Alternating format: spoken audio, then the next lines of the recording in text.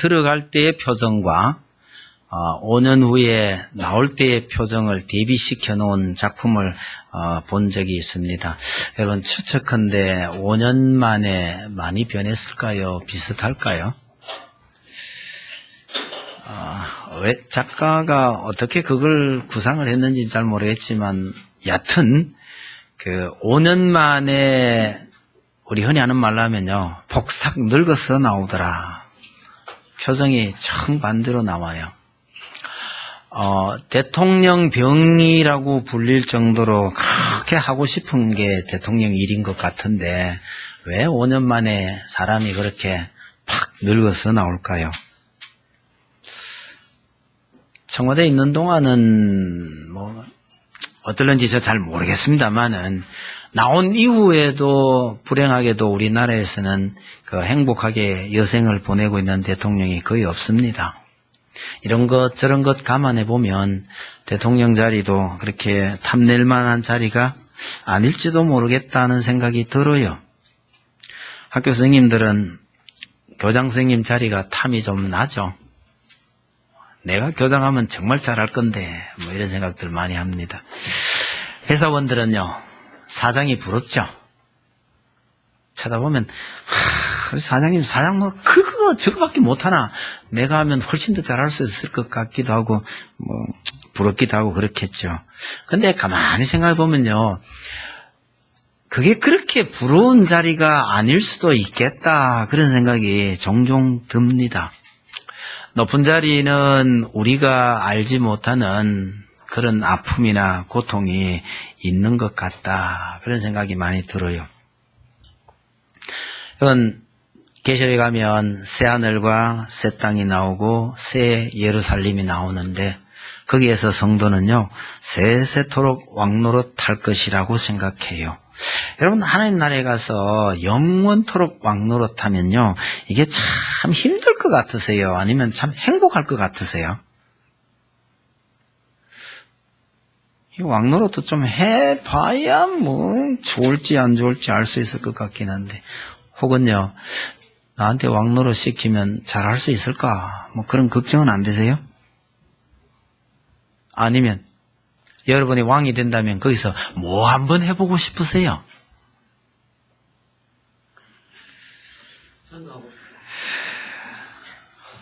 세상에 거기 가서 무슨 전도를 해요? 다 믿는 사람들인데. 응? 예수 믿는 사람들 다 모여 있는데 거기서 전도하고요. 아니, 왕이 돼서 하고 싶은 게 그렇게 없냐? 다 왕이니까 재미없네요. 그런 점을 감안해 보면서 이 하나님의 나라가 어떤 곳일까를 한번 생각해 보려고 합니다. 첫 번째 말씀드리고 싶은 것은 그 나라는요, 낙원의 회복입니다. 여러분, 성경이 창세기서부터 계시록까지 기록하는 데 걸린 시간은 약 한 1500년 정도 됩니다. 그런데 그 안에 담겨있는 내용, 하나님께서 세상을 만드시고 그 다음에 계시록에 나오는 내용대로 그 말씀이 다 이루어지기까지 걸린 시간은 이게 얼마일까요? 그 내용이 기록되는데 한 1500년 세월이 흘렀는데 그 일이 실제로 이루어지는 세월은 이게 얼마를 잃는지 도저히 감잡을 수 없는 정말 길고 긴 이야기입니다. 이게 어느 정도의 기간이 걸려서 이루어진 일인지는 우린 참 알 수 없는 이야기입니다. 어쨌든 정말 길고도 긴 하나님의 이야기, 성경에 기록되어 있는 모든 이야기는 사실은요, 우리가 알고 있는 이 세상이 사실은 하나님의 창세기부터 시작해서 마지막 그 나라의 완성으로 끝이 나는데, 이 길고 긴 이야기가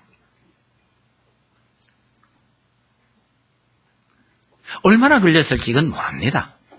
그러나 우리의 모든 역사는 사실은 에덴 동산에서 시작해서 에덴 동산의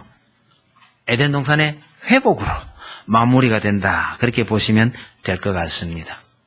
그래서 창세기 1장에 그 창조의 이야기가 등장을 하는데요, 하나님의 그 창조는 그 자체로 보면 하나의 완성이기도 한데 나중에 아담이 문제를 일으키거든요. 저주를 받아서 깨져나갑니다. 그런 관점에서 보면 그 자체로는 하나의 완성품인데도 불구하고 또 다른 차원의 창조의 시작일 뿐이라는 겁니다. 오늘 우리의 삶도 참 길다면 긴 인생이고요. 짧다면 참 짧은 것이 우리 인생이지만 이 우리의 인생도 기나긴 창조의 한 부분일 뿐입니다. 우리 주님께서 다시 오시는 날에 이 길고 긴 창조의 얘기는 끝이 날 겁니다. 마무리가 될 겁니다. 오늘 우리가 읽은 이 본문이 하나님의 긴 역사의 마지막 부분에 해당이 됩니다. 그 뒤에 기록이 조금 더 있습니다만은 그것은 부록처럼 붙어 있는 내용입니다. 오늘 읽은 이 짧은 본문이 완성될 하나님 나라의 모습이 어떠할지 일부를 보여주는데 미리 결론부터 말씀을 드린다면 에덴 동산에서 아담이 범죄하고 사실 우리는 모든 것을 잃어버렸는데 그날에는 에덴 동산과 비교했을 때 더욱 풍성하게 회복이 될 것임을 보여준다고 말씀드릴 수가 있겠습니다. 그래서 그 회복될 에덴 동산에서 하나님의 나라에서는 무엇이 회복되느냐? 그러니까 첫째로 말씀드리고 싶은 건 생명의 회복입니다. 1절, 2절을 다시 한번 볼게요. 또 그가 수정같이 맑은 생명수의 강을 내게 보이시니 하나님과 및 어린 양의 보좌로부터 나와서 길 가운데로 흐르더라. 강 좌우에 생명나무가 있어 12가지 열매를 맺되 달마다 그 열매를 맺고 그 나무 잎사귀들은 만국을 치료하기 위하여 있더라고 합니다. 여러분, 한가운데 생명수의 강이 흐르고 그 생명수 강을 따라서 생명나무가 있어서 12가지 열매가 맺히고요. 그 잎사귀마저도 만국을 치료한다고 합니다. 다시 말하면요.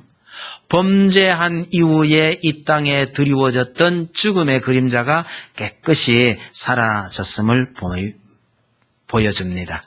여러분, 생명수의 강에 빠지면요. 죽을까요? 안 죽을까요?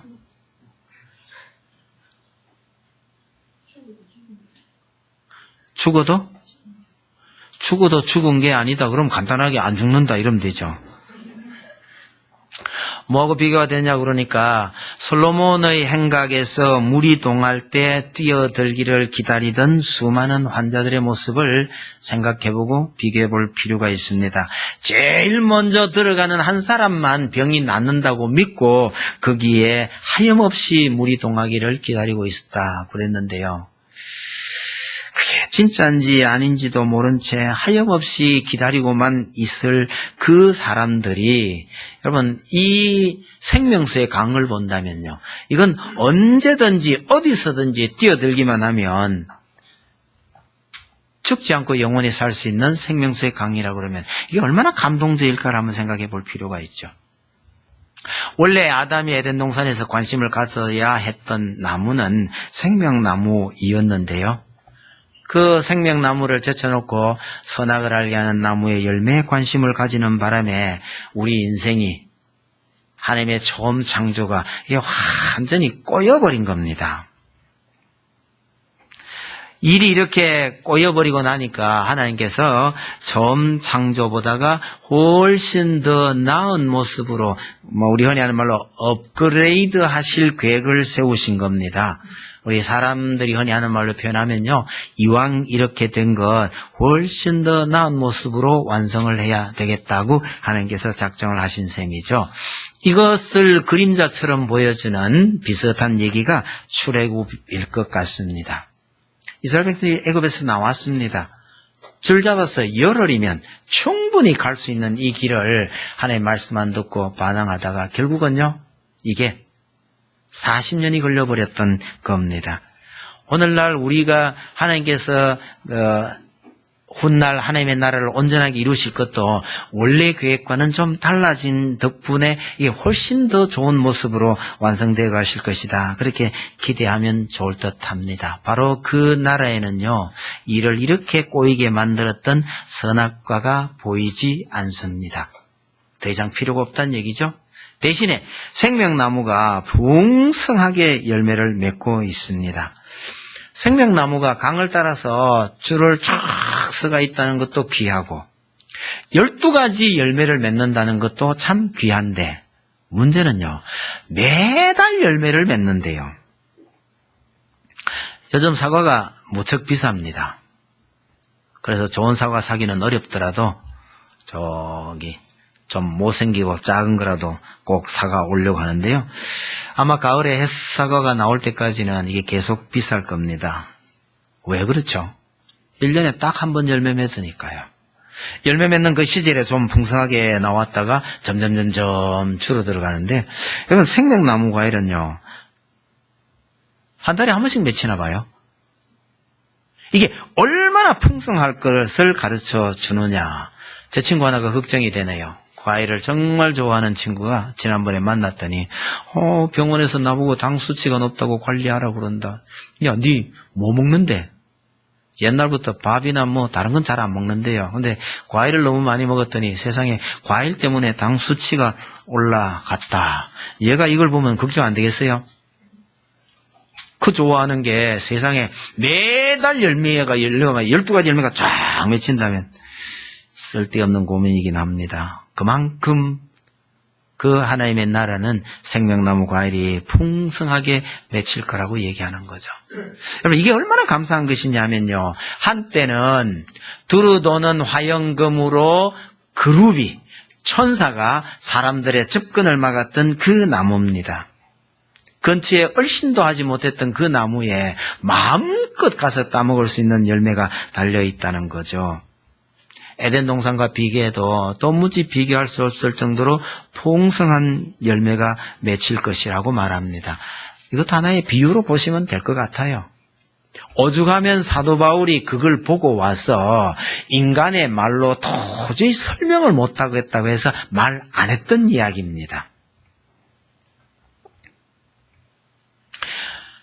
생명나무의 열매만 효력이 있는 게 아니고 그 잎사귀마저도요, 만국을 치료하기 위해서 있더라라고 말하는데, 그럼 하나님 나라에도 병이 도나? 그걸 그렇게 알아들으면 좀 곤란하고요.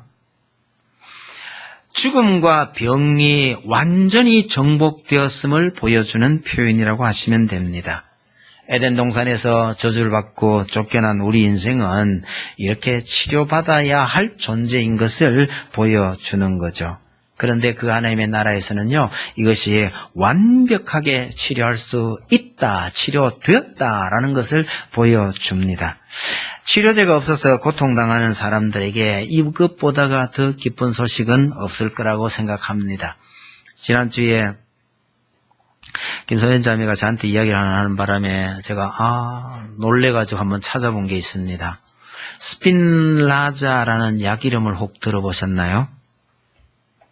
주사약입니다. 최근에 이게 또 화제가 된 약인데요. 한 대에 1억쯤 합니다. 주사 한 대에 1억이에요. 이 주사를 맞아야 할 사람이 우리나라에요. 한 150명 정도 있답니다. 한 대에 1억 정도면 할만합니까? 그게 한 대로 끝나는 게 아니에요. 첫 해에 6대를 맞고요. 매년 3대씩 맞아야 된답니다. 살려면요, 1년에 3억 정도 들여야 살 수 있는 병입니다. 스핀라자래요. 통증치료로 찾아보셨어요? 이게 이제 최근에 왜 화제가 됐느냐 그러니까 이게 보험에 올라갔답니다. 보험 혜택을 받을 수 있도록 됐다 그런 얘기죠. 누구나 다 받을 수 있는 건 아니고요. 그것도 심사해서 적어도 2살 미만의 아이일 경우와 몇 가지 조건에 합하는 경우에 한해서 보험 급여를 할 수 있도록 그렇게 결정이 됐다고 그러는데, 어쨌든요, 살리려면 첫 해 1년에 6억, 매년 3억씩요.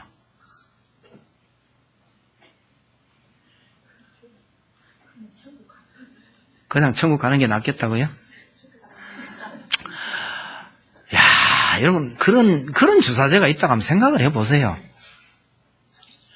근데, 너무 비용이 많이 들잖아요. 그래서 다른 제약회에서 또 개발을 했답니다. 한 방에 끝내는 약을요. 네? 평생을 그렇게 맞을 수는 없으니 한 방에 끝내자. 그래서 한 방에 끝내는 약을 개발했는데 그 약값이 한 방에 25억이랍니다.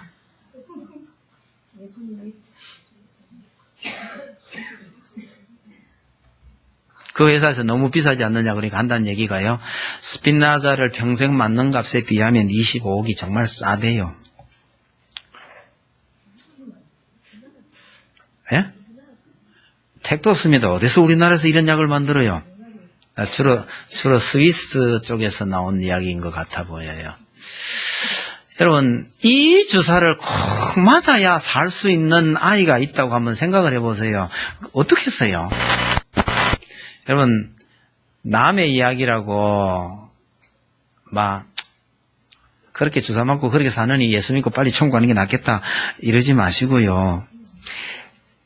그 아이의 모습이 하나님께서 우리 인생을 보시면 우리 인생이요 그 애보다 나을 거 하나도 없어요. 하나님께서 우리를 보고요 25억이 아니라 250억이라도 주사 한 방 놔야 되겠다 저놈들. 그래서 하나님께서 우리한테 주사 한 대 놨어요. 그 주사 이름이 뭔지 아세요? 하나님이 우리에게 놓아가지고 우리의 생명을 구해주신 주사 한 대. 그 이름 뭐예요? 그게 하나님의 독생자잖아요. 그 얼마짜리일까요? 얼마짜리일까요? 250억요? 9원요.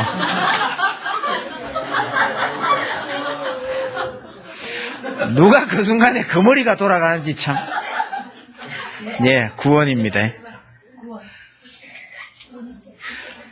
우리가 이 주사약을 생각하면서 마음 아파서 그렇게 사느니 차라리 빨리 가는 게 낫다고 생각할 그때에 하나님께서 우리 인생들 보는 눈이 그거예요. 이 주사 한 방 놔가지고 이런들 살려야 되겠다? 그게 하나님의 독생자를 희생시켜서 우리에게 그 주사 한 방 놨다고 생각을 하면 우리가 얼마나 심각한 질병에 걸려 있는지를 생각해 볼 수 있는 겁니다. 그런데 그 하나님의 나라에서는 그럴 필요가 없도록 하나님께서 다 마련해 두셨더라. 그런 얘기입니다. 그러니 그 하나님의 이야기가 단순한 에덴 동산의 회복이 아니라 그야말로 풍성하게 회복시켜 주실 것에 대한 약속이라고 보셔야 되죠. 그렇게 하나님께서 우리의 생명을 회복시켜 놓으시니까 결과적으로 그 나라에는 하나님과의 교제가 회복된 나라더라. 이걸 보여줍니다. 3절부터 한번 다시 봅시다. 다시 저주가 없으며 하나님과 그 어린 양의 보좌가 그 가운데에 있으리니 그의 종들이 그를 섬기며 그의 얼굴을 볼 터이요 그의 이름도 그들의 이마에 있으리라. 다시 밤이 없겠고 등불과 햇빛이 쓸데없으니 이는 주 하나님이 그들에게 비치심이라. 그들이 세세토록 왕노릇하리로다. 그렇게 말합니다. 여러분, 저주가 없어졌대요. 이 저주가 어디서 왔는지 잘 아시죠? 선악과를 따먹고 난 후에요. 이만 저주입니다. 하늘나라에 가서 혹시 애 낳을 일이 있을는지 모르겠습니다만은 다시는 산통이 없을 겁니다. 많이 아프죠? 예. 이래 많이 아프죠? 이렇게 하고 있다가 집에 가 맞아 죽을 수도 있는데 그걸 그래 물어서는 안 되는 그러지 마세요. 여자면 어디에 아팠나 뭐요. 남자는요? 평생 이마에 땀을 흘려야 할 저주가 주어진 겁니다. 여러분, 남자들도 운동 열심히 하고 여자들도 운동 많이 해요. 그런데 다릅니다. 여자는 왜 운동합니까? 살 빼려고요? 예뻐지려고. 그러니까 여자들이 하는 운동은 거의 대부분 미용이에요. 미용용이죠. 남자들이 하는 운동은요? 다 오래 살라고 발버둥 치는 겁니다. 근데 누가 오래 살아요? 양로원에 한번 가보세요. 남자들은 다 어디 가버리고 없는지. 여러분, 남자들이 오래 살려면 이마에 땀이 흘러야 된다 하는 이 메시지를 잊지 마시기 바랍니다. 여러분, 뱀에게도 저주가 임했고 땅에도 저주가 임했던 임했는데 이 하나님의 나라에는요, 밤도 없고 등불과 햇빛이 없더라는 얘기는요, 그야말로 육신의 피곤도, 쉬어야 할 육신의 피곤도 없다. 괴로움도 없다는 뜻입니다. 그 대신에 하는 일이 뭐냐? 그의 얼굴을 볼 것이며 하나님의 얼굴을 쳐다본다는 겁니다.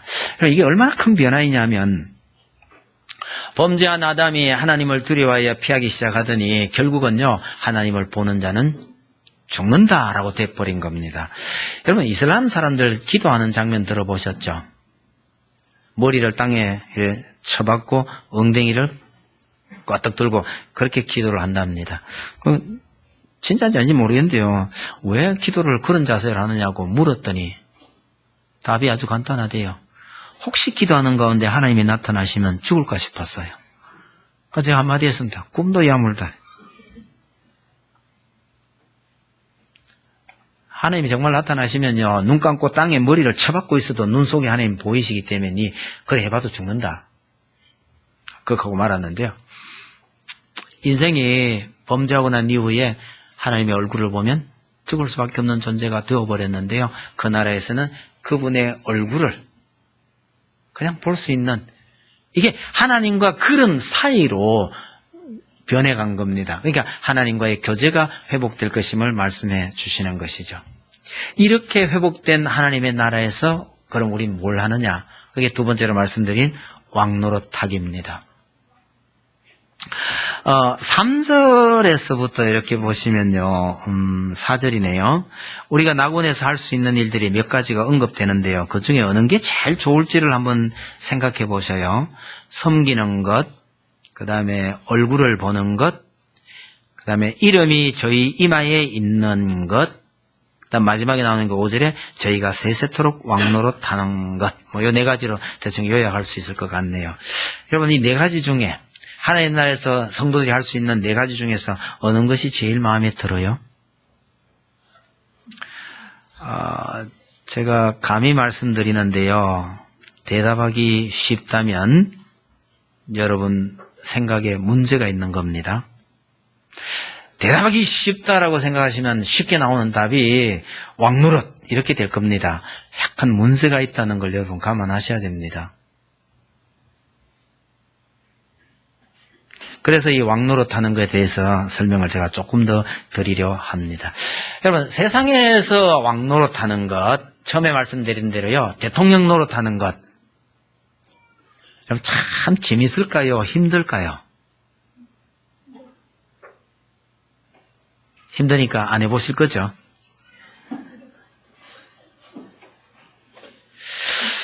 저는 사람이 이렇게 너무 욕심이 없어도 안 되는데, 제가 볼 때 이 우리나라 대통령 하는 것도요, 참 세상에서 피 마르는 직업이다, 그런 생각이 듭니다. 겉보기에는 참 좋아 보인다 싶어도 어떻게 본다면 정말 외롭고 피비린내가 나는 곳이 아닐까, 그런 생각이 듭니다. 하나님 나라의 왕은 어떨까요?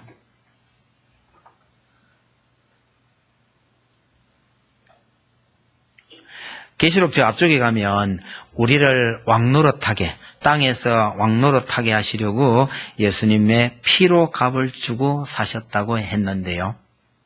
하늘나라에 가보니까, 하늘나라에 가서 세세토록 왕노릇한다고 그랬는데 가보니까요, 모두가 왕이에요. 백성이 없어. 모두가 왕인 나라에서 왕노릇하면 이거 어떻게 되나요? 여러분, 재미가 좀 없지 않을까요? 옛날 우리 흔히 하던 말 중에 이런 거 있습니다. 육군 본부에 가면요, 뭐 대령이 유리창 닦는다, 이런 말이 있었거든요. 여러분, 군대에서 대령이 얼마나 높은지 아세요? 하늘입니다. 대부분의 군인들이 군에 가서 복무할 때요, 대령 보기 어렵습니다. 하늘만큼 높아서 한번 얼굴 보기조차 어려울 정도로 높은 사람입니다. 그래서 육군본부 가면 대령이 유리창 딴단 말이 왜 나왔을까요? 이유는 간단합니다. 아무리 높은 계급의 군인이라도 밑에 병사가 없는데요. 일 시킬 사람이 없으면 자기가 직접 할 수밖에 없는 노릇인데 하나님 나라 갔어요. 백성이 하나도 없어. 그리고 다 왕이야. 여러분 그래도 왕 노릇 괜찮을까요?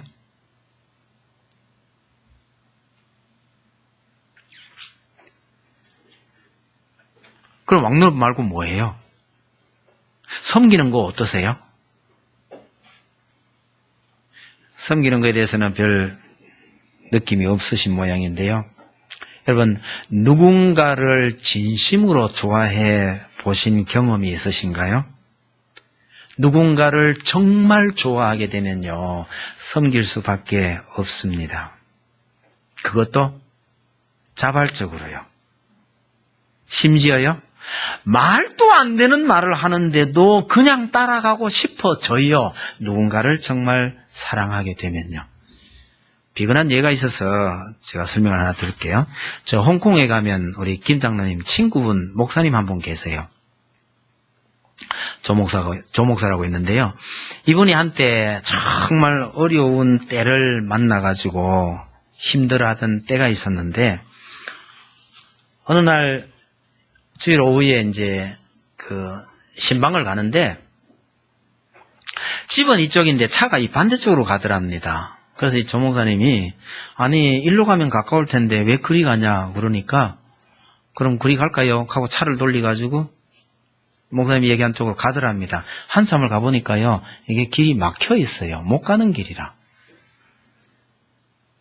그래서 이 목사님이 아니 길 막힌 거 몰랐나 하니까 알았대요. 그럼 왜 글로 가? 아니 목사님이 일로 가면 어떠노 하니까 갔죠. 아니 길을 아는 사람이 반대쪽으로 돌아가려고 가는데 목사님이 일로 가는 게 더 안 낫나 하고 그러니까 길이 막힌 줄 뻔히 알면서도 갔다는 거예요. 이 목사님이 그때 소위 막 충격 같은 걸 받는 거죠. 내가 이런 목사 말이라 하면 틀린 줄도 알고도 간 이런 교인 두고 내가 어딜 도망을 가겠냐. 이래가지고 심기일전해서 다시 목회를 시작을 하고 뭐 열심히 하고 그래서 홍콩에 좋은 교회를 일궈놓고 있습니다. 그 교인들이 왜 그러죠? 목사님 얘기가 틀린 줄 뻔히 알면서도요. 왜 글로 가요? 여러분 진짜 좋아하게 되면요. 말도 안 되는 소리라도 군소리 안 하고 따라가고 싶어져요. 이런 경험이 여러분들에게 있기 바랍니다. 전 이거 잘 압니다. 왜? 저한테는 그런 분이 있거든요. 군소리 안 하고 따라가면 고생 꽤나 하게 될 건데도 불구하고 군소리 하고 하지 않고 따라가는 것은요. 그만큼 그분이 좋기 때문입니다. 그러면 섬기고 싶어져요. 자발적으로요. 어제 결혼식 갔었는데 뭐 요즘 유행하는 주례자 없는 결혼식 별 재미가 없더라고요. 제 옆에 누가 있었냐 그러니까 저는 우리가 왔던 강병호 선교사님의 사모님이 제 옆에 있었는데요. 저보고 저게 믿는 사람들인 것 같은데 저게 요새 무슨 유행인가요? 하고 묻길래 제가 답변을 2개로 해줬습니다. 뭐 유행이니까 따라가는 수도 있겠죠.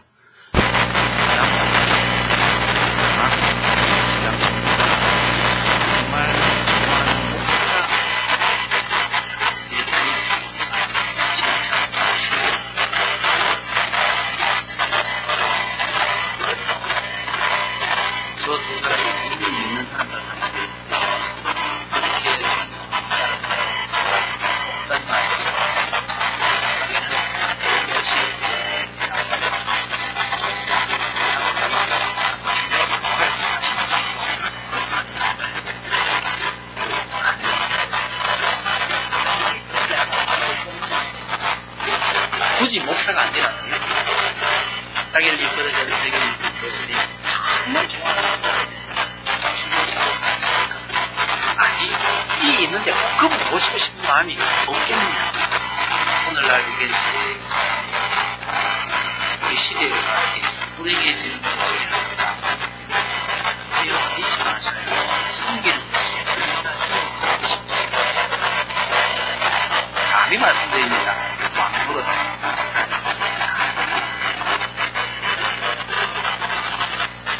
이마에 이름이 있다는 건 무엇입니까? 일종의 낙인이 찍혀있다는 것입니다. 주인 표시가, 주인의 표시가 이마에 찍혀있다는 것입니다. 다른 말로 하면요, 넌 내 거야 라고 표시가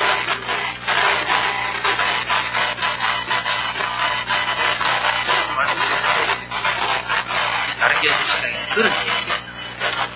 결혼식 절차를 쭉 다 밟고 난 다음에요, 신부가 신랑을 향해서 돌아서 신랑 보고 이름을 막 부르면서 너 내 거야 하고 호함을 지르는 저는 신랑 신부의 아버지 엄마가 아니 그 신부의 부모님들이 얼마나 놀랬겠어요.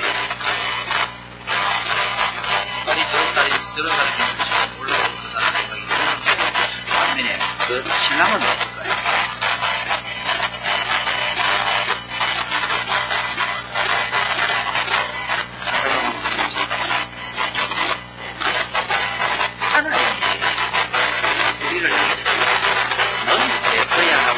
낙인을 딱 찍어놨다고 하는데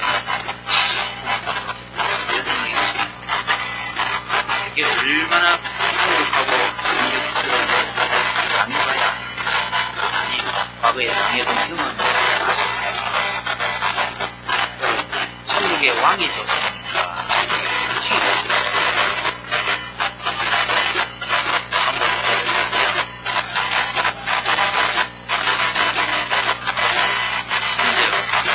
이 천국이지만 그래도 천국에서 왕노릇하는 건 어땠어요? 저처럼 대답이라는 것이 예수님 앞에서 죽음을 예고하고 있는 예수님 앞에서 서로 높은 자리에 앉겠다고 다투던 제자들과 하나도 다를 바 없는 것이 아무도 왕이 안 맞겠어요.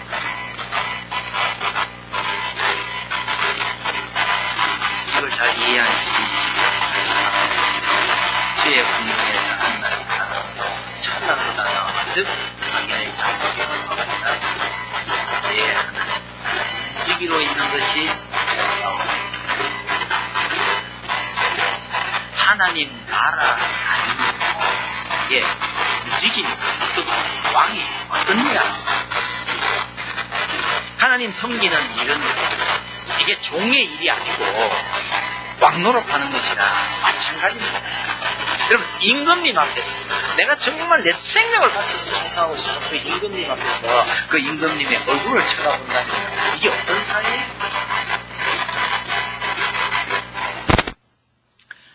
그렇게 하나씩 하나씩 더듬어 보면 그 하나의 나라에서 성도들이 하고 있는 이 네 가지는 찬찬히 들여다보면 다 같은 의미입니다.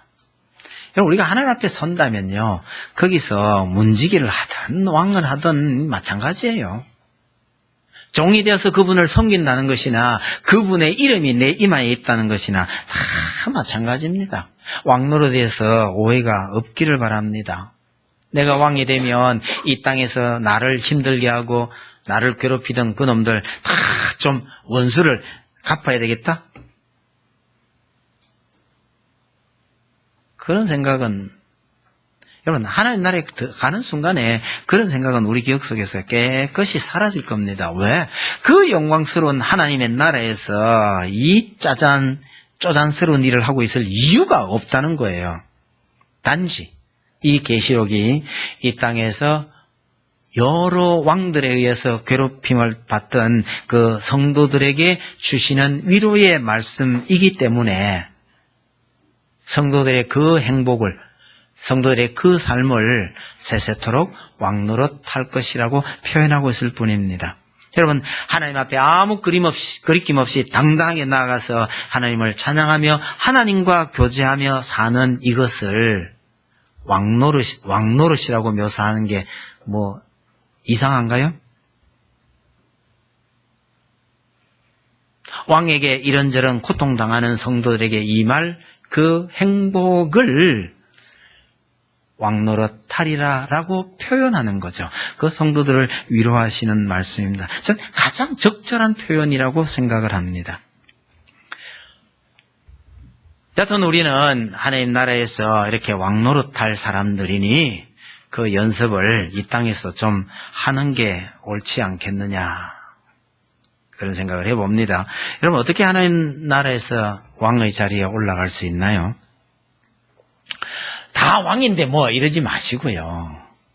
우리가 왕의 자리에 어떻게 해서 올라갈 수 있겠냐고 물으면 예수님께서 하신 말씀이 좀 있어요. 성도들 사이에서 왕노릇 하려면 유일한 방법이요, 성도를 섬겨야 합니다. 마태복음 23장입니다. 누구든지 자기를 높이는 자는 낮아지고 누구든지 자기를 낮추는 자는 높아지리라. 성도를 섬기는 것이 왕노릇하는 비결이라는 거죠. 그래서 여러분, 거두절미하고 하나님 나라에서 왕노릇하고 싶으세요? 그러면요, 섬기는 연습부터 하셔야 합니다.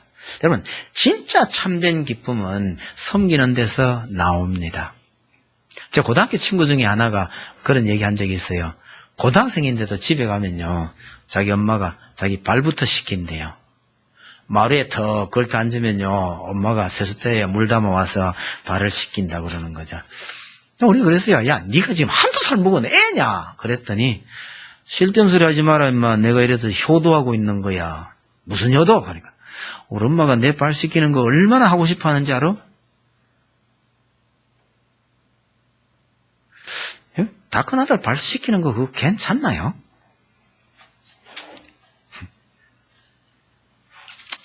신랑 발 씻기는 거는 감동이 없는데 아들 발 씻기는 거는 감동이 있답니다. 여러분, 그 섬기는 게 그게 그렇게 감동이 있다는 거예요. 그럼 정말 사랑하면요, 왕노릇하고 싶어질까요? 종노릇하고 싶어질까요? 종노릇하는 사람은 진짜 사랑해본 사람입니다. 여러분, 서로 왕노릇하는 부부를 한번 상상해 보세요. 서로 왕노릇하는 부부. 무슨 느낌이 오세요? 그 집안은 틀림없이 날마다 싸움일 겁니다. 그런데 서로 종노릇하는 부부를 한번 생각해 보세요. 서로 종노릇을 하고 싸울 것 같아요.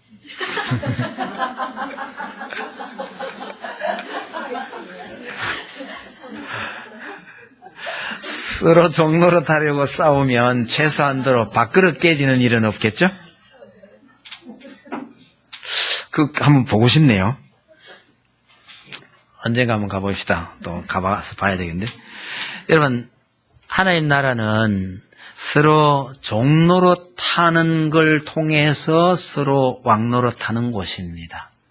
교회도 그런 곳이 되기를 바랍니다. 소위 하는 말 있죠. 무게 잡는 목사님. 목사님이 너무 무게를 잡고 있어가지고요, 교인들이 목사님 근처 가까이 못 가는 교회가 꽤 있나 봐요. 이런 목사님들은 교단 주소록에요, 뭐 꼭 그것만은 아닌데 이 좀 큰 교회들이 그래요. 교단 주소록에 목사님 전화번호 안 올려요. 잘 모릅니다. 그 다음에 또 소위 말하는 끝발 부리는 장로님들도 가끔 있죠. 목사가 무게 팍 잡고요, 장로가 또 하고 끝발을 부리면요, 본인들은 그거 굉장히 재밌을 거예요. 재미있을 겁니다. 여러분, 갑질하는 사람이요, 그거 굉장히 재밌는 거예요. 문제는요, 자기 자신이 누릴 수 있는 진짜 기쁨은 그게 모른다는 뜻입니다.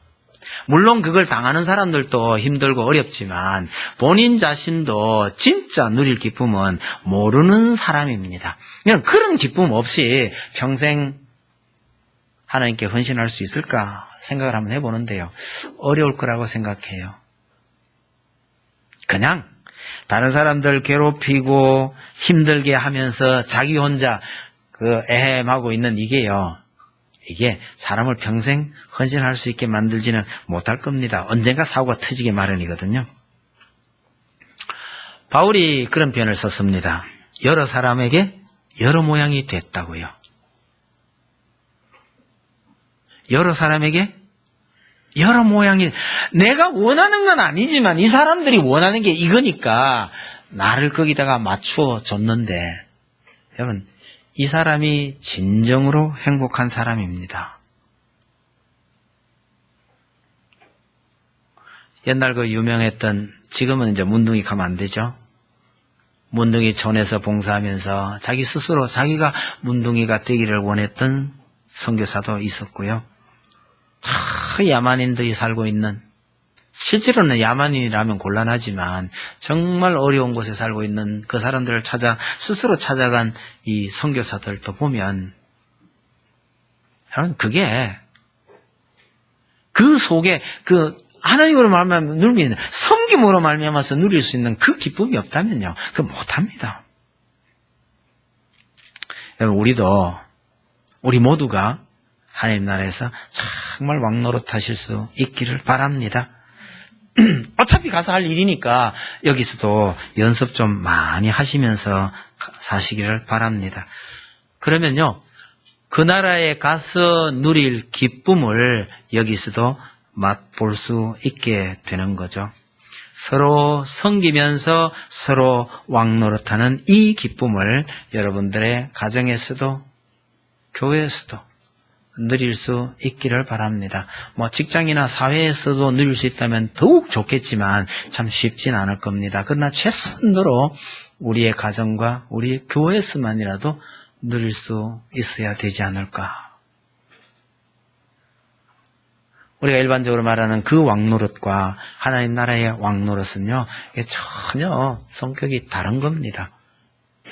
그런 행복 누리시며 다 살게 되시기를 바랍니다. 찬송 드립시다.